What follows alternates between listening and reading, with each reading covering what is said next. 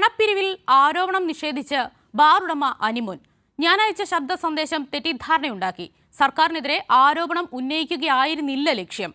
കെട്ടിടവും സ്ഥലവും വാങ്ങിക്കാനുള്ള പണപ്പിരിവിനാണ് നിർദ്ദേശിച്ചത്. സംഘടനയിൽ നിന്നും സസ്പെൻഡ് ചെയ്തപ്പോൾ ആ സമയത്തെ മാനസികാവസ്ഥയിലിട്ട ശബ്ദ സന്ദേശമെന്നും അനിമോൻ വിശദീകരിച്ചു. ബാറുടമകൾക്ക് പ്രത്യേകമായി അയച്ച വാട്സ്ആപ്പ് സന്ദേശത്തിലാണ് അനിമോൻ കാര്യങ്ങൾ വിശദീകരിക്കുന്നത്. ഞാൻ അയച്ച ശബ്ദ സന്ദേശം മറ്റുള്ളവരിൽ തെറ്റിദ്ധാരണയുണ്ടാക്കി. സർക്കാരിനെതിരെ ആരോപണം ഉന്നയിക്കുകയായിരുന്നില്ല ലക്ഷ്യം.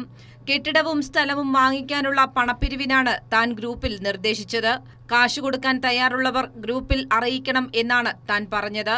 സംഘടനയുടെ അക്കൗണ്ടിലാണ് പണം നൽകേണ്ടത്. എന്നെ തുക ഏൽപ്പിക്കണമെന്ന് പറഞ്ഞിട്ടില്ലെന്നും അനിമോൻ വാട്സ്ആപ്പ് സന്ദേശത്തിൽ പറയുന്നു. എക്സിക്യൂട്ടീവ് യോഗത്തിൽ സംസ്ഥാന പ്രസിഡന്റ് എന്നെ വ്യക്തിപരമായി കടന്നാക്രമിച്ചു.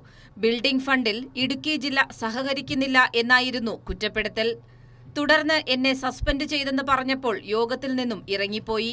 ആ സമയത്തെ മാനസികാവസ്ഥയിൽ ഇട്ട ശബ്ദ സന്ദേശമാണ് പുറത്തു വന്നതെന്നും അനിമോൻ വിശദീകരിക്കുന്നു. ശബ്ദ സന്ദേശം LDFനും സർക്കാരിനുമെതിരെ ആരോപണത്തിനിടയാക്കി. ഞാൻ മൂലം ബുദ്ധിമുട്ടുണ്ടായതിൽ ഖേദം പ്രകടിപ്പിക്കുന്നതായും അനിമോൻ പറയുന്നു.